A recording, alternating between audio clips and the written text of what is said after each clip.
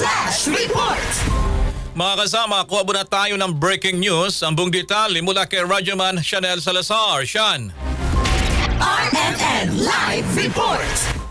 Suspendido ang trabaho sa lahat ng tanggapan ng pamahalaan sa December 29, 2025 Lunes at January 2, 2026 Biyernes. Batay sa inilabas na Memorandum Circular No. 111 ng Malacanang, ito'y para mabigyan ng pagkakataon ng mga kawani ng gobyerno na makapagdiwang ng bagong taon at makabiyahe pa uwi sa kani-kanilang probinsya. Magpapatuloy naman ang operasyon ng mga ahensang nagbibigay ng basic, vital at health services, pati ang mga may tungkulin sa kahandaan at pagtugon ng sakuna. Samantala, ang suspensyon ng trabaho sa pribadong sektor ay nakasalalay sa pasya ng pamunuan ng bawat kumpanya. Kasama mo sa DZXL RMN Manila, Radyoman Chanel Salazar, Tatak RMN.